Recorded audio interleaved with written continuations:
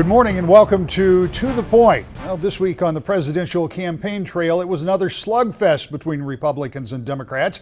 But something interesting happened in the Michigan State Senate where cooperation broke out. We talk with the Senate Democratic leader, Senator Jim Ananich.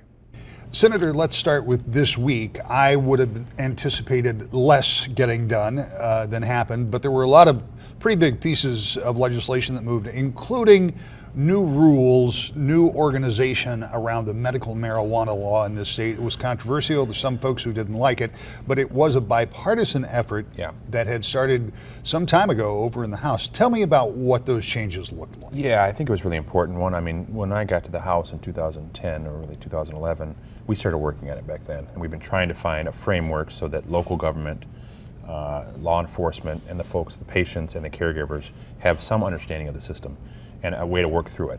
It's not going to be perfect, and we're going to have to do trailer bills to fix it. And there's some folks all over the spectrum, you know, folks that don't believe in it at all, and folks that would prefer to go even recreation.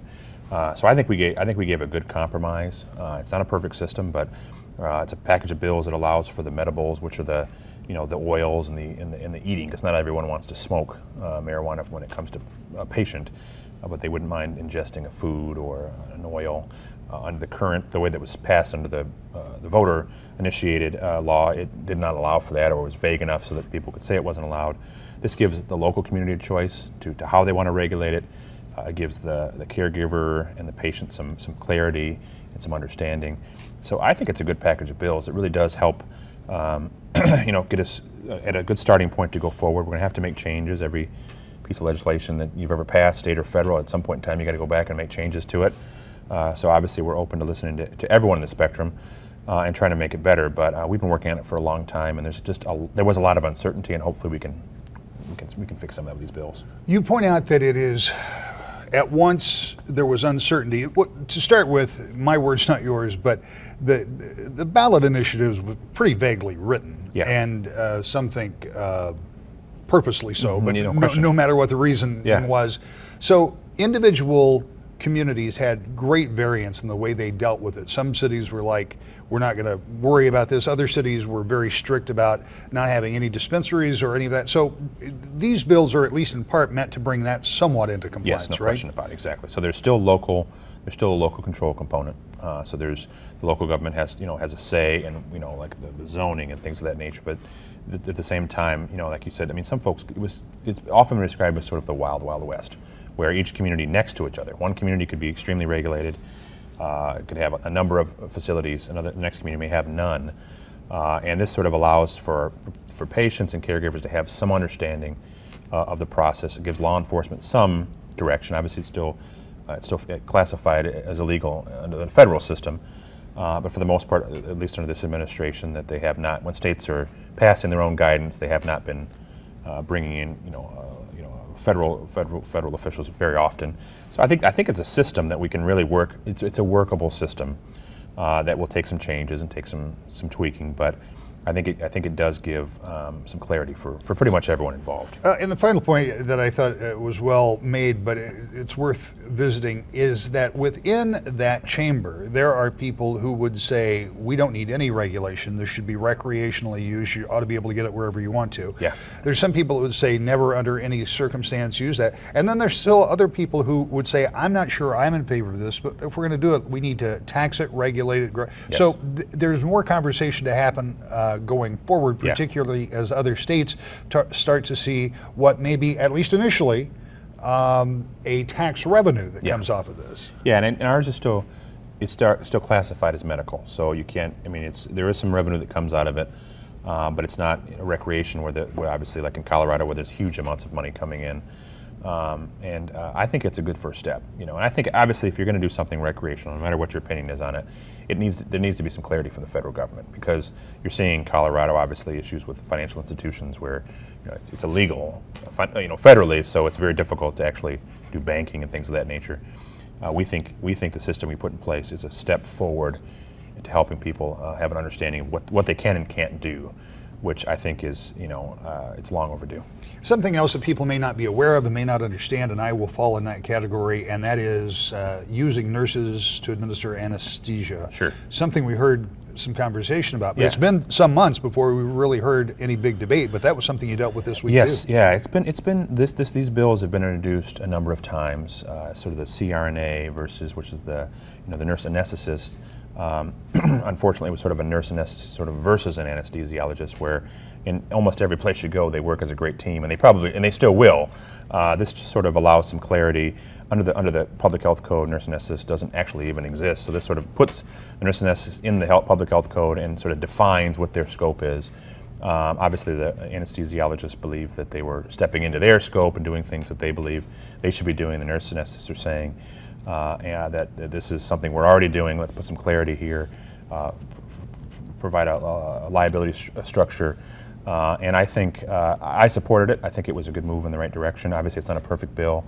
None of them are. But this week, I think was a good example where, at least in the Senate, we showed the public sends us down there to get the work done. The ideological fights, we have those and we have differences of opinion, but the public wants to see us get work done. And this week was a really good week for that. We felt, the majority leader and I and many of my colleagues, most of the bills we passed were passed with good bipartisan support, and that's what we should be doing.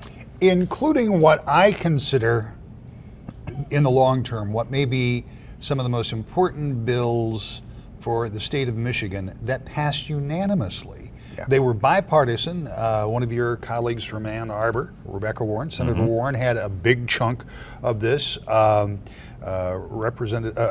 Kowal had a big bunch of this, and I'm talking about the autonomous cars or self-driving cars. There's a lot more to it than just that. Sure. But these are things that fundamentally change the way Michigan is going to be dealing with this. Back 3 years ago, you passed laws that allowed testing to begin, but now this would actually allow driverless vehicles, trucks, cars, on the roads in Michigan to operate as that technology comes available, and would dedicate a 300-acre site at the old Willow Run for a larger test facility. How big a deal is that? I don't think everyone fully understands how important this really is. I mean, we were the birthplace of the automobile, 100 years ago. I think I want us to be the birthplace of the autonomous vehicle, and I think we will be. And I think we made a great step forward, a great leap forward. This has, unbelievable amount of applications. Not just for someone that wants to doesn't feel like driving. This does so much for connecting the transportation system. From a school setting. This can do a lot for folks that may have some mobility issues now, but would be able to be more free in a sense, to go out and do the things they used to be able to do. This is going to do so much for jobs, for technology, for entrepreneurs, and just revolutionize the transportation system. And obviously it's not perfect yet, and they're still working on it. And we set a structure in place where, as the technology improves, there'll be steps going forward. And other states are courting the auto industries, the auto companies, and other folks to come to their state. And we, the birthplace of the automobile, we thought we should be, the folks that help move this forward as well. So people understand, I think a lot of this is science fiction stuff to them. It's like, we were always going to get the flying car from the sure. Jetsons. We haven't quite gotten there. But this isn't just about cars that drive themselves. This is about automobiles. This is about transportation devices that communicate from one vehicle to the other to prevent things like accidents and collisions. And you can communicate ultimately with things like traffic signals and stoplights and buses and school. So this is more than just something that can drive down the road. It's revolutionary. It really will be. I mean, it's like you said, there's so many applications when it comes to people's safety, when it comes to the spin-off, industries that are going to be coming from this. It will have. I think it could have positive applications in so many aspects of our life, and I'm really glad to be a part of it. There's days when you leave any job you have, and you're like, that was so frustrating. What am I doing? This is one of those weeks where you look back and say, we did some really good stuff this week. And why did all that happen this week? I mean, it's interesting because I know there's a lot of negotiation and there's a lot of refinement, and I know that a lot of these bills have not just hearings, but a lot of private meetings. People sit around and try to come to a consensus. But all of these things happening this week after you guys had been gone for a good part of the summer took some of us by surprise. Yeah, I think it's one of those things where both Senate Majority Leader Meekhoff from this area over here and myself the amount of time we put into the relationship and to being professional and obviously we have disagreements and we have vocal disagreements at times, and we've had some obviously fights in the sort of political sense on the floor and obviously in the press at times, but we've developed a professional working relationship so that, and I think it's certain to, obviously it takes time, and I think it's fostering because I think we've created an environment for the most part where the Senate, we work well together, and when we don't agree, we do it in a professional way, and we make our points, and the votes is what that's what really speaks for us, right? So this week we were able to sort of come together and really move some positive things forward. When I've never served, obviously, so when you have a situation where you have something big like this self-driving vehicle thing, and everybody seems to be rowing in the same direction, and you pass something like that, does that then give you a mindset? Does that make it a little easier to go out and get some other things done because you guys feel like you've done something positive together? I hope so. I hope so, and I hope it sends a message to the House that that we can really get some important work done. We missed some opportunities obviously on the Detroit Public Schools and the transportation bills, and the roads bills, that we could have done it in a bipartisan way that really could have solved some of these problems. Obviously most of the Democrats disagree with the way they were done, and we haven't seen any real positive results from those yet. I think the best work we do is when we do it together. If I have to compromise a little bit of what I think and they have to compromise a little bit of what they think, you have a bunch of minds talking about things and giving and taking. When you only have one side saying this is what we're going to do, you have less people sort of fly-specking it. So I think it's what's supposed to happen, and we were able to do it this week. It was a good week. It was one of those weeks when you left and you look back and said, these are things that I hope we can be proud of for many years to come. When we come back, what are the prospects for a lame duck session after the election? That's next. To the point.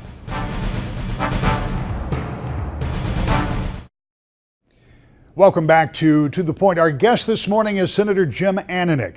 He's the Democratic leader in the upper chamber, and we talked to him about what could happen in a lame duck session. The senator is also from Flint. We talked to him about the ongoing recovery there. There's a lot more I want to talk about than just what happened last week in the Senate, but before we get off of that subject completely, I'm interested in what happens after the election, because you'll come back to what's commonly referred to as a lame duck session. Now, it really doesn't change a lot for members of the Senate because none of you are up for election. No. But over in the House, there's the potential that if the control, for example, of the House should change, or even if it doesn't change, there is a tendency that after an election and before the holidays, sometimes there are legislative events that take place that make one scratch their head. Yeah. Any idea what's going to happen after the election? Well, I think I'm going to answer that question, I promise you. But I think it's important to note there's beginning a movement, and I think you're seeing it somewhat out of even conservatives out of Washington D.C. that are arguing against even the concept of a lame duck. I came in 2010, so obviously in the House. I obviously went to the Senate, but if I didn't, I'd be termed out right now.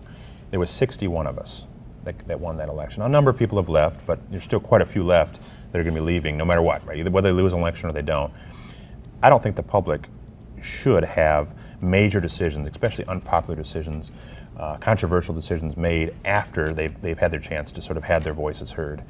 I mean, I'd like us to get rid of lame duck altogether unless there's some sort of emergency. But in the chance that doesn't happen, we will be back, and I hope we work on things that are important to move the state forward, less controversial sort of gotcha things that we've done in the past. Obviously, right to work was sort of snuck through. A few of the other issues. If you can't do it and let the voters judge you on it, you shouldn't be doing it. But I wouldn't be surprised if there's some issues, potentially energy, some other issues that may come up that we have to deal with. But I'm very hopeful that we just deal with sort of technical changes to bills, maybe some priorities for members, and not the sort of controversial stuff that I don't think the voters want us to be working on when we can't be held accountable for it. This show was like many other programs, newscasts, newspapers, was focused with laser-like intensity on your hometown of Flint earlier this year. And we have well documented the problems with the water and the problems with how that all came to be. And we're still learning. Sure. Obviously, the story has not been fully finished. One of the things I talked to you about, we did a show up at the fire station. Mm-hmm. And I said, right now, everybody is here. You couldn't go down a street practically downtown without seeing a satellite truck. And those were network trucks, and those were from other states, and they were from other cities around the state, including ours. I'm going to guess that if you drive downtown Flint today, you're not going to see very many satellite trucks. No. How has it changed that the intense focus has gone away? Is it concerning to feel like people aren't focused as much as they were? Yeah, there's no question about it, because obviously tragedies happen all over the country, all over the world, and we should always support those communities and make sure we resolve those issues. This is one of those issues where, it's a multifaceted catastrophe, a crisis, right? I mean, the health concerns are going to go on for years and years and years, and when the cameras are, when the camera stops, recording, a lot of times people say, well, we can be done with this then. And that can't happen with Flint, and it shouldn't happen with Flint. And the state and the state government in particular has a moral obligation to fix the problems that the emergency managers, the Treasury Department, Department of Environmental Quality, the DHHS, the governor's office, the mistakes that were made.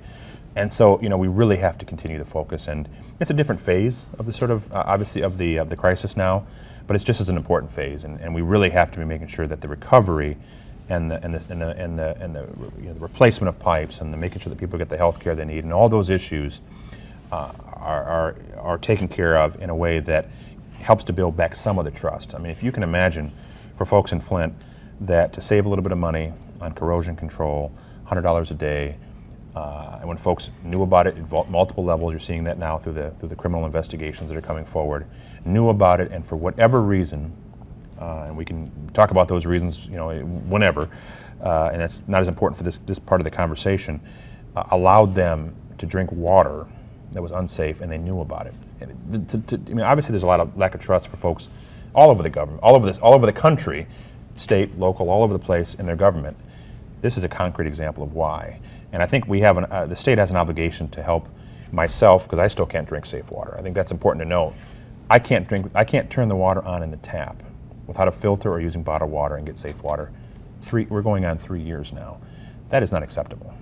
And with young children in the home, it is even more concerning because we don't know precisely the impact it can have at what levels. And when. Yeah, and so when you think about where Flint is today, and I guess I'll take one step back. The city of Flint had trust issues before all of this happened because they had gone through decades of people in some capacity or another letting them down, whether it was jobs or Sure. or whatever it was. So as a community, there were tough times to be dealt with anyway, and then to not be able to count on their state government and feel like they can't do that now. What does it take? You talk about getting trust back. Obviously you got to fix the existing problem, so I guess we start there. Where is the process in replacing pipes and doing some of that? And before I even get to that, I think it's important to know, because I'm here on the west side of the state, and I'm talking to the community that over here and to the residents over here, and my colleagues both in the House and Senate, especially over in this community, were leaders in helping me to address the financial aspect of it, the appropriation. And they weren't obviously in those departments that caused the problem. And I do thank them. I thank them on the floor. I've thanked them personally, and I'll thank them again today for helping to appropriate millions of dollars. Now we have to make sure that the citizens of my community get the services they deserve, and the taxpayers' money isn't wasted. We've had less than 50 pipes replaced in the time that we've had the money appropriated. A number of the services, we get notices a lot where this water service station is going to be closed for the weekend or the limited hours. If you can't get water out of your tap safely, you should make sure that people have access to water whenever they need it. And to sort of say, well, we're going to take off the holiday, the people in Flint can't take off a day. And so we have a lot of work to do. And I've introduced a bill, it's a sort of a recovery authority bill, that would the sole purpose of this bill would be local control. It would be FOIA, Open Meetings Act, so there's a lot of protection for the taxpayers, and also making sure people know exactly what's going on. And the sole purpose of this would be to sort of help resolve the problem and do the recovery. The city of Flint, through the emergency managers and other problems, has very little capacity anymore, and they have to run a city as well. It would be local control by the appointment from the mayor and the city council to sort of set up this recovery authority and help sort of spearhead the recovery, and particularly the pipe replacement, because we really have to have that, and it has to be in an orderly way, and it has to make sure that we have people thinking about it every single minute of the day. And the mayor has chosen General McDaniel, a very well-respected adjutant general under the previous administration, respected on both sides of the aisle, has the capacity to do it, and whatever bureaucratic things slowing it down at the state government, we have to stop that from happening, and we have to find ways to make sure that we get those pipes replaced. That's the only way we're going to ever build any trust back, because people don't trust the water until they know the pipes have been replaced. Is there enough attention paid to the long-term costs associated with this, the potential costs, because we don't know what those costs are. Exactly what it'll be, but has the state have you as a legislature, put in the right kind of protections to make sure that if in 5 years we see a certain group of children that are struggling, that they have the resources that they're going to need? I would say no, we haven't. I would like to see us, and I'll be pushing for making sure that the dollars that we appropriate, obviously there's no way to perfectly appropriate quarter of a billion dollars for recovery of an issue that if they would have done $100 of corrosion control a day, we wouldn't have to be doing. I think that's important to note. This was 100% avoidable, and at any given time when folks in the administration knew about it, they could have sounded the alarm, and this could have ended for my community. We have to find a way to make sure that the dollars can last beyond this legislature and this governor and this mayor we have. That's a very difficult thing to do in state government because we budget yearly. But I think we're going to have some creative ways to make sure that the money that's being used for early education or for health care, for school nurses, has a capacity to keep going. And the foundations have done a great job. And that we've had obviously conversations with members of the administration and the foundation community and others to sort of, there's a period of time where state government will be here, and then obviously we're hoping to get some federal dollars, and then the foundations, and the collaboration is starting to happen, and we're starting to see some results.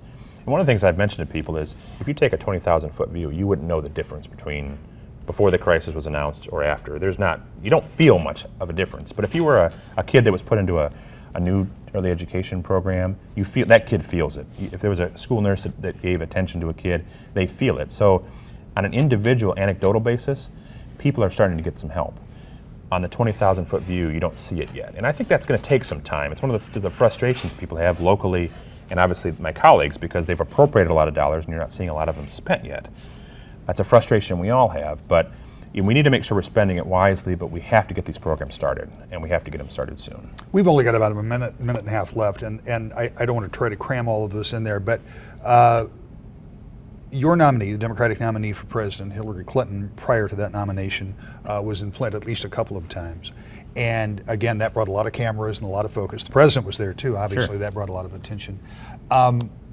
Does her performance here in the state, if she comes back to Flint, we don't know, I'm not aware of what her travel schedule is. Is that the kind of thing you're kind of hopeful for, that maybe you can refocus some attention sometime between now and November? No question about it. I mean, I want anyone who's willing to come to Flint and help us resolve the problem, and anybody who can bring cameras with them and make sure people understand that, obviously there's been some improvements, but there's a long way to go, and people can't forget about my community, can't forget about Flint.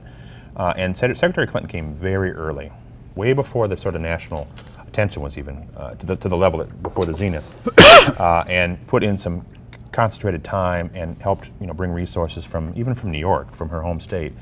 We were able to get a mobile health lab that came in through one of the relationships she has back in New York. So it wasn't just a photo op. I think that's important to note. I mean, she actually seemed to care and actually put some of the resources of people she knew and helped leverage some of those relationships to come to Flint. And we need more of that. There's no question about it. And I thank her for coming, and obviously I thank my colleagues for the help they've given as well. Our thanks to Senator Ananich for making the trip from Flint. We'll have more when we return to the point. We are now less than 2 months from the presidential election, and as that continues to intensify, we hope you'll join us here every Sunday morning as we bring you the very latest about what's happening in the state and on the national level as well. We'll see you next Sunday morning right here to the point.